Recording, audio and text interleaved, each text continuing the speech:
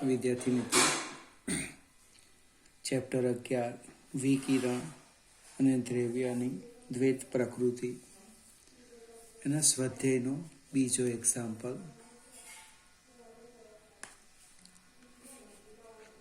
સીસિયમ ધાતુનું કાર્ય વિધેય work function આપ્યું છે 50 2.14 EV. એને આપણે સામા ફેરવવાનું યાદ રાખવાનું, જોડમાં. એટલે 50 આમ થશે 2.14 ઇન્ટુ 1.6 10⁻⁻19 જોડ. ત્યાર પછી આપાત પ્રકાશની આવૃત્તિ આપી છે ન્યૂ 6 ઇન્ટુ 10⁻14 હર્ટ્ઝ. ઉત્સર્જાતા ઇલેક્ટ્રોનની મહત્તમ ગતિ ઉર્જા કે મેક્સિમમ.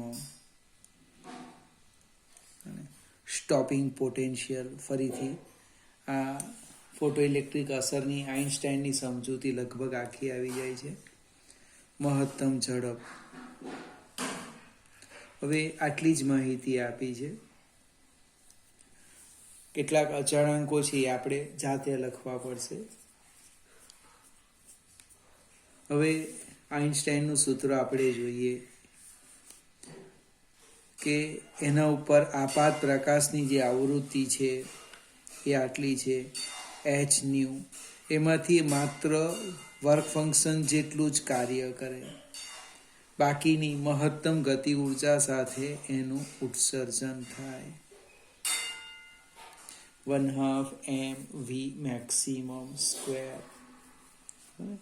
આમાં આપણે કિંમત મૂકીએ કે મેક્સિમમ h આપ્યો નથી, 6.625 ઇન્ટુ 10⁻34 ઇન્ટુ આવૃત્તિ 6 ઇન્ટુ 10⁻14 માઇનસ 2.14 ઇન્ટુ 1.6 10⁻⁻19. હવે આ HF જૂલમાં છે એટલે આ પણ જૂલમાં જોઈએ. તમે આને ન ગણો તો આ જૂલ અને EV અને સરખા એકમ નથી, એનો સરવાળો બાદબાકી થઈ શકે નહીં. હવે 6.625 ગુણ્યા 6 એટલે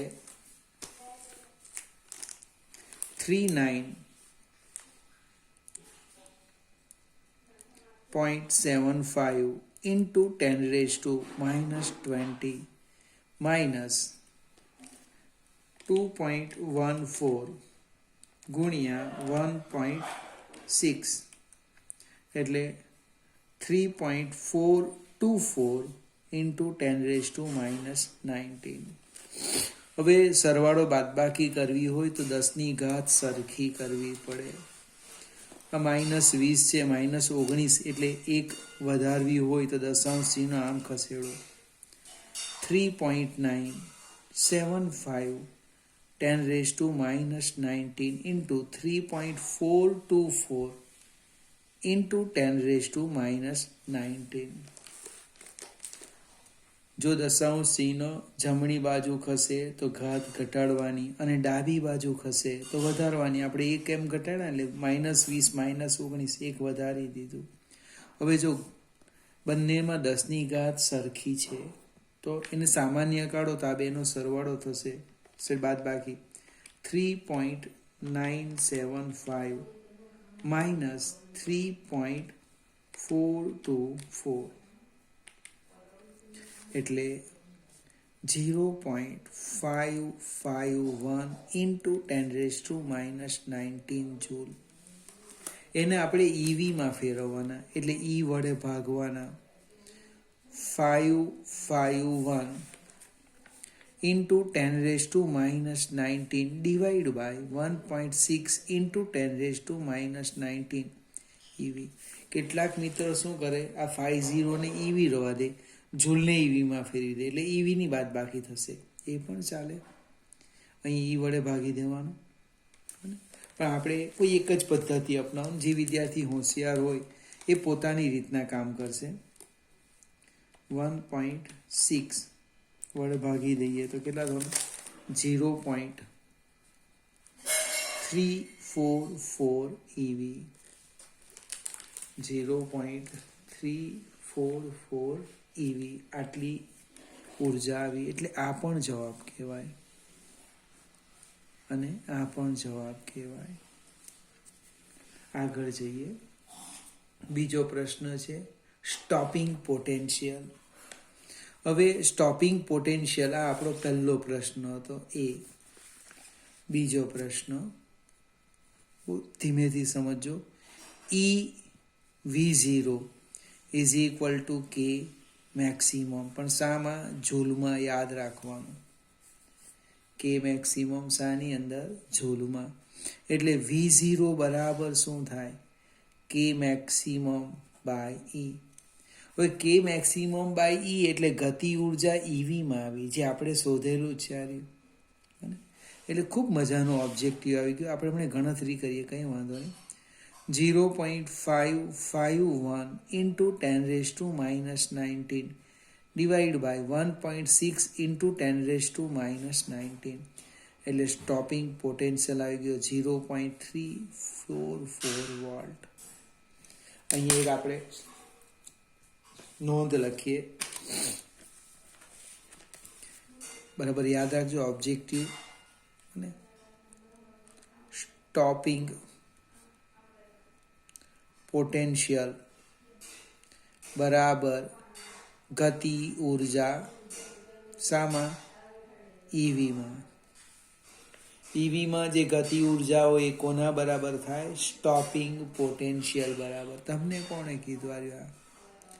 એટલે તમે ગતિ ઉર્જા ઈવીમાં આપી હોય અને સ્ટોપિંગ પોટેન્શિયલ શોધવા કહી તો બહુ આગળ નહીં જવાનું, બેઠો એ જ લખી દેવાનું.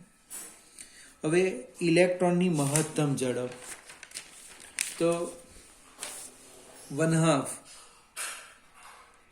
mv મેક્સિમમ સ્ક્વેર બરાબર આપણે ગતિ ઉર્જા શોધી છે 0.5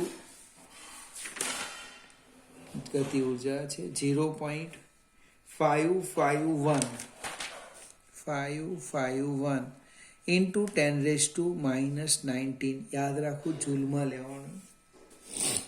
એટલે વી મેક્સિમમ સ્ક્વેર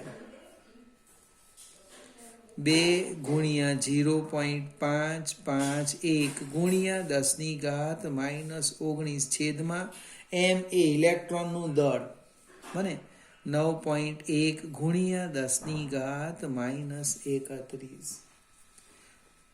સાદું રૂપ શક્ય એટલું આપીએ આપણે તો 2 ગુણ્યા 0.551 એટલે જે આવે એ ભાગ્યા 9.1 એટલે 0.12 આવવાના.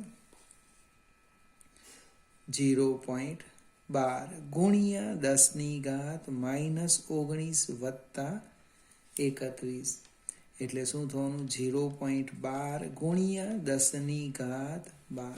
આ પણ વર્ગ છે, વર્ગ. એટલે કે વી મેક્સિમમ બરાબર √12 ઇન્ટુ 10⁻6. હવે √12 કેટલા આવે જોઈએ આપણે? 0.12 છે નું વર્ગમૂળ 0.346 ઇન્ટુ 10⁻6 મીટર પર સેકન્ડ.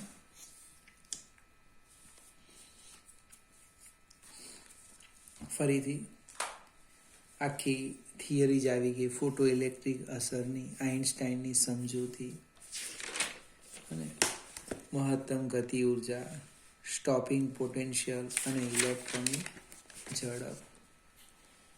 ત્રીજો એક્ઝામ્પલ લગભગ ગણી ગયા એ છે. એક પ્રયોગમાં photo electric cut off voltage, cut off voltage means stopping, cut off power of પ્રવાહની વ્યવહાર દે એટલે સ્ટોપિંગ પોટેન્શિયલ આપેલો છે 1.5 વોલ્ટ. ઉત્સર્જાયેલા ફોટો ઇલેક્ટ્રોનની મહત્તમ ગતિ ઉર્જા કેટલી હશે? હવે કે મેક્સિમમ ઈવીમાં જો લખવું હોય તો 1.5 ઈવી જ થાય, બને, પણ આપણે એને જૂલમાં લખીએ કે મેક્સિમમ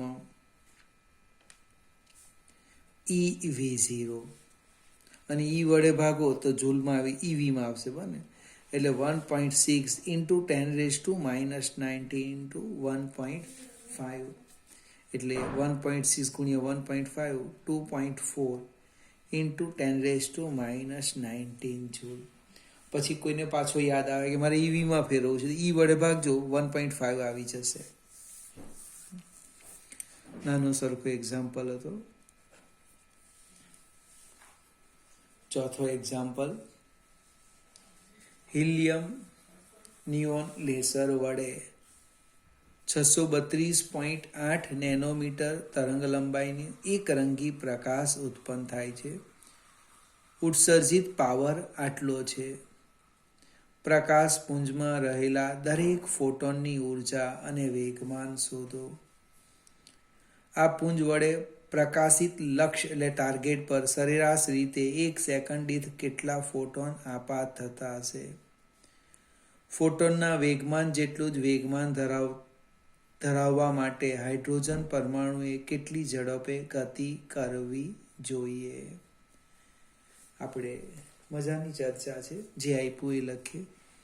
પહેલાં એક તરંગ લંબાઈ આપી છે, જો આવૃત્તિની જગ્યાએ તરંગ લંબાઈ આપી 632.8 નેનોમીટર છે.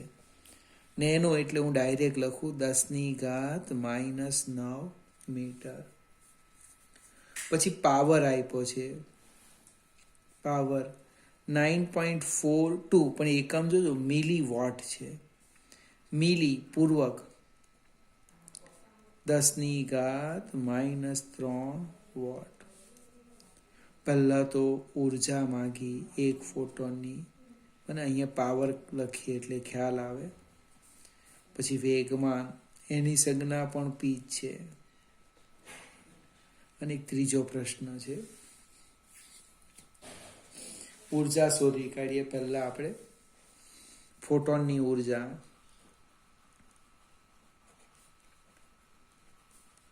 ઈ બરાબર અથવા ઈ ડેશ જે લખવું હોય તે h ન્યુ, પણ ભાઈ આવૃત્તિ આપી નથી એટલે hc/λ, અને યાદ રાખો ન્યુ બરાબર c/λ. કિંમત મૂકો h 6.625, કોઈક 6.3 લે, તમને જે ચોપડીમાં આપેલું હોય એને અનુરૂપ કામ કરીશું. 10⁻34 c 3 into 10⁸ divide by lambda 632.8 ગુણ્યા 10⁻⁹ હવે આપણે સાદું રૂપ આપીએ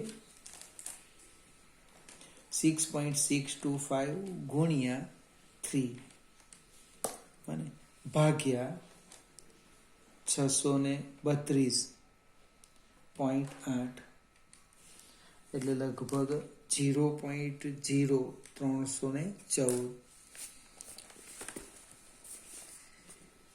ઉર્જા આવે છે. 0.0314 ગુણ્યા 10⁻⁻34 પ્લસ 8 પ્લસ 9. આધાર સરખા, ગુણાકાર હોય તો સરવાળો, ભાગાકાર હોય તો બાદબાકી. એટલે કેટલી થવાની 0.0314 ગુણ્યા 10⁻, આ 17×2 = 34 -17 જૂલ. કોઈકને વિચાર આવે કે મને આ ગમતું નથી, અને દશાંશ ચિહ્ન ખસેડો. જો રીઝન સમજાવું. પ્રમાણિત સ્વરૂપ 3.14, કેટલા ખૈસા 2 અંક તો 2 ઘટાડો -17 ને -18 અને -19 જૂલ. હવે તમારે એને ઈવીમાં ફેરવવું હોય તો ઈ વડે ભાગી દેવું એટલે ઈવીમાં આવશે 10⁻⁻19 નીકળી જ જવાની. અને બીજું પ્રમાણિત સ્વરૂપ આવ્યું. હવે બીજો પ્રશ્ન છે એની તરંગ લંબાઈ શોધવા કીધી, નહીં સોરી વેગમાન, તરંગ લંબાઈ આપ્યું છે. તો ડ બ્રોગલી તરંગ લંબાઈ છે λ = h/p. તો p બરાબર શું થવાનું h/λ. એટલે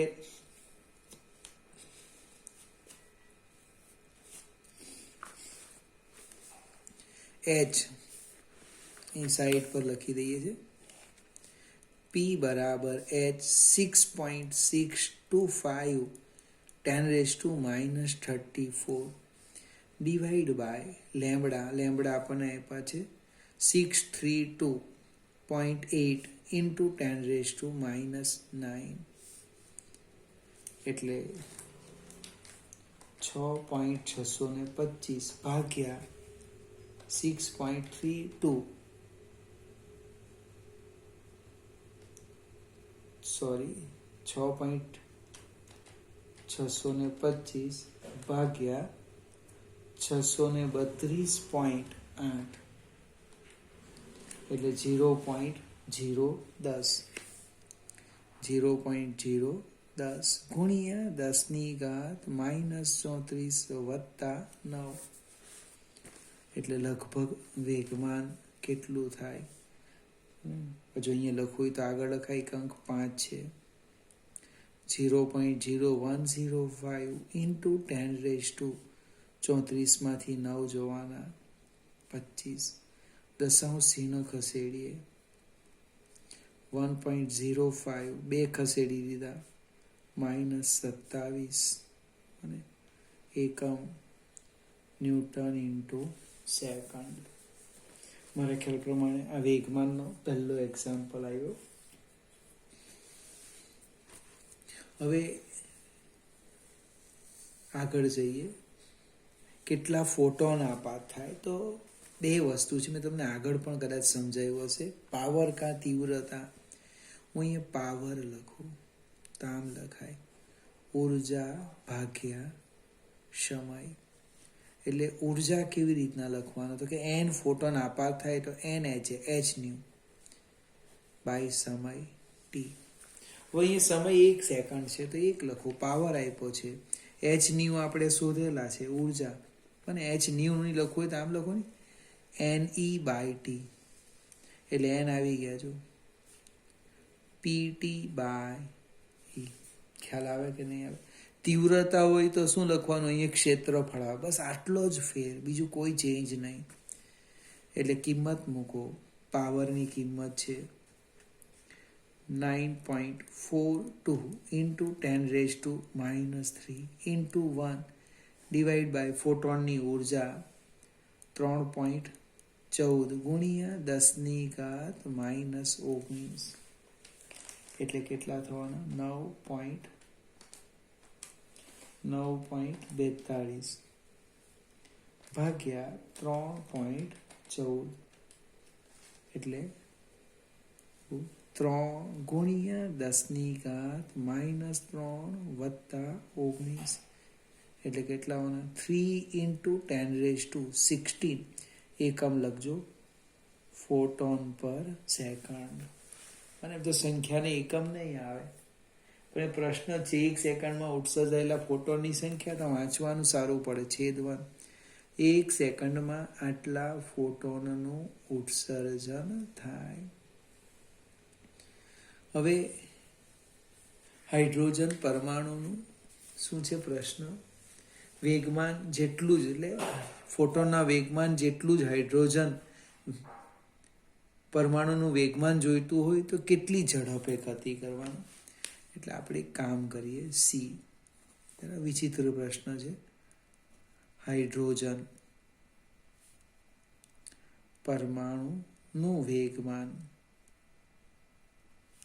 બરાબર ફોટોનનું વેગમાન.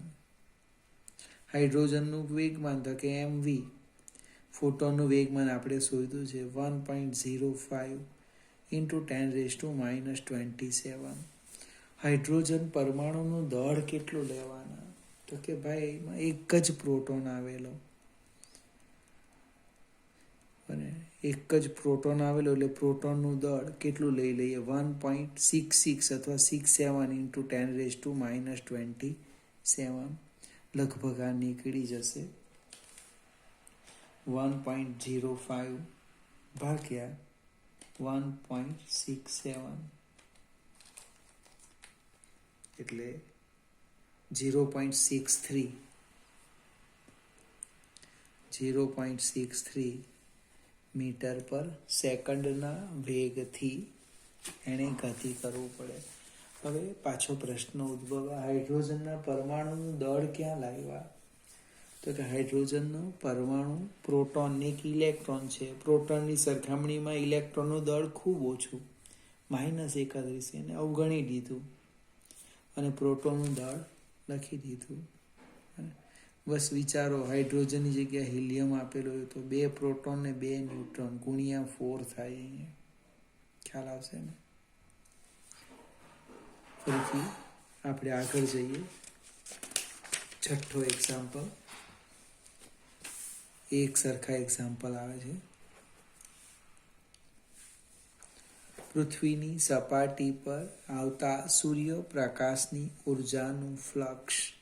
હવે પાછો વિચાર આવે, આ નવો શબ્દ આવ્યો, ઉર્જા ફ્લક્સ આપેલું છે 388 × 10⁻³ પણ એકમ જો વોટ પર મીટર સ્ક્વેર. એટલે આ કોણ છે? તીવ્રતા છે, તીવ્રતા I. મને ઉર્જાનું ફ્લક્સ બરાબર તીવ્રતા, એકમ પરથી લખ્યું. એકમ ક્ષેત્રફળવાળી સપાટી પર એકમ સમયમાં આપાત થતી ઉર્જા. પૃથ્વીની સપાટી પર 1 ચોરસ મીટરમાં દર સેકન્ડે કેટલા ફોટોન આપાત થતા હશે? એની સરેરાશ તરંગ લંબાઈ તમને આપી દીધી છે. લેમ્બડા, નાનો સરખો દાખલો છે, 550 નેનોમીટર, 10⁻⁹ મીટર. આપણે ક્ષેત્રફળ આપેલું છે 1 મીટર સ્ક્વેર. સમય પણ આપ્યો છે 1 સેકન્ડમાં ઉત્સર્જતા ફોટોનની સંખ્યા. જે હોય તે આપણે સૂત્ર એક પાવરનું ઉર્જા ભાગ્યા સમય અને તીવ્રતાનું લખું છું. તીવ્રતા એટલે કે ઉર્જા છેદમાં ક્ષેત્રફળ ગુણ્યા સમય. એની સંજ્ઞા લખીએ. તીવ્રતા તો કે I. હવે ઉર્જા 2 રીતે લખાશે. એક NE લખે અથવા કોઈક લખે Nhν. ફોટોનની ઉર્જાને E કે અથવા hν. ક્ષેત્રફળ A × સમય. હવે તમને અહીંયા આવૃત્તિ આપી નથી તો એની જગ્યાએ પ્રેક્ટિસ કરો. બરાબર જો, NH/AT ન્યુ C/લેમ્બડા. તમારે કઈ વસ્તુ શોધવાની છે? N. એને સૂત્રના કરતા કરો. એક્ઝામ્પલ પૂરો જો. N બરાબર I/AT લેમ્બડા/HC. હું કિંમત મૂકું છું, અહીં બાજુમાં લખું છું. N બરાબર I 1.388 × 10⁻³ ક્ષેત્રફળ 1, સમય 1, લેમ્બડા 550 ગુણ્યા 10⁻⁹ / H 6.625 10⁻34 × 3 × 10⁸. ભાઈ કેલ્ક્યુલેટર હોય તો બહુ સરળતાથી થઈ જશે. 1.388 ગુણ્યા 550 ભાગ્યા 6.625 ભાગ્યા 3 એટલે લગભગ આવે 38.41 ગુણ્યા 10⁻. જો હું લખું છું 3 - 9 + 34 - 8. આધાર સરખા.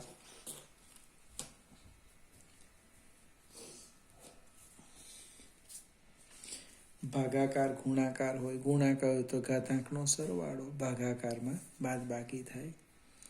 એટલે 38.41 ગુણ્યા 10 ચેક કરી લો. 34 ને 3 37, 9 ને 8 દુ 16 17, 37 માંથી 17 જવાના એટલે કેટલા આવવાના? 20 આવવાના. અને ફરીથી ભૂલ નહીં થાય. 34 ને 3 37 ઓછા 8 દુ 16 17 એટલે 20 લખવાના. શું લખવાના? અહીં એકમ ફોટોન જરૂરી નથી, પર મીટર સ્ક્વેર ઇન્ટુ સેકન્ડ. કેમ એકમ આ લખો? તો કે એકમ ક્ષેત્રફળવાળી સપાટીમાંથી 1 સેકન્ડમાં ઉત્સર્જાતા ફોટોનની સંખ્યા.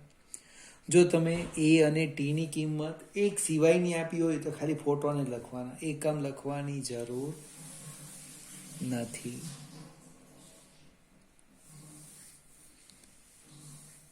આપણે સેજ આગળ જઈએ. 6થો એક્ઝામ્પલ. આપણે લગભગ ક્રમમાં એક ભૂલ કરી લાગે. 4 આ 5મો એક્ઝામ્પલ હતો. આજે એમણે ગણ્યું ને એ 5મો છે, ભૂલ થઈ ગઈ મારી. 6થો એક્ઝામ્પલ જોઈએ.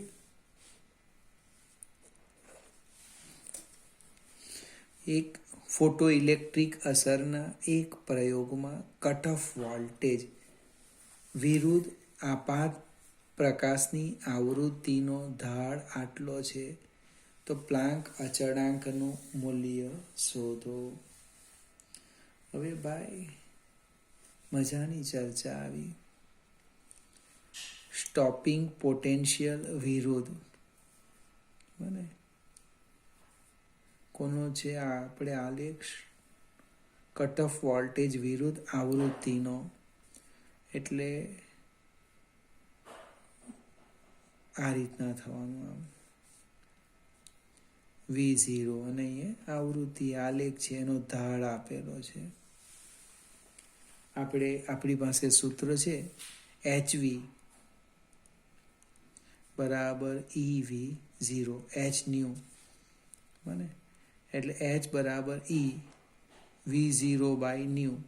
આ થવાનો ઢાળ થવાનો.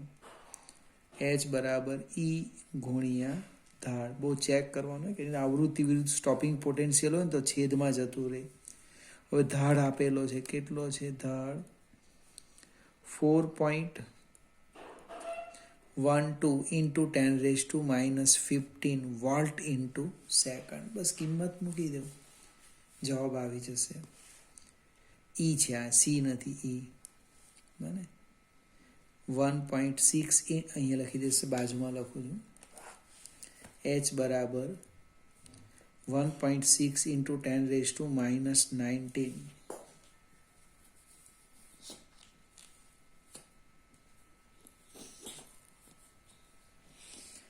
ઇન્ટુ ઢાળ 4.12 ઇન્ટુ 10⁻⁻15. હવે કેટલાક મિત્રો શું કરે જોઈએ, હવાની કાળજી રાખજો. 1.6 ઇન્ટુ 4.12 એટલે આવવાના 6.592 ઇન્ટુ 10⁻34 જૂલ ઇન્ટુ સેકન્ડ. હવે ઘણાને ખબર હોય, આવડે છે, એટલે એ લોકો શું કરે, આ મૂલ્યો અહીંયા સુધી લખે. એક 30-35 સેકન્ડની બગાડે ગુણાકાર માટે. નહીં લખી દે 6.625, પેલો જાણી જાય. એટલે પદ્ધતિ સાચી છે, પણ એણે પ્રયત્ન નહીં કર્યો, કારણ કે એક્ઝેક્ટ કિંમત નહીં આવે. જ્યારે અચળાંક શોધવાના આવે ત્યારે ગણતરી કરી લેવાની. એ પ્લાન્ક અચળાંક હોય, પ્રકાશનો વેગ હોય કે કોઈ બીજો અચળાંક હોય, એક્ઝેક્ટ તમે જે કિંમતનો ઉપયોગ કરો એ આવતી ન હોય. ફરીથી આ ઢાળવાળું બરાબર જોજો, સ્લોપ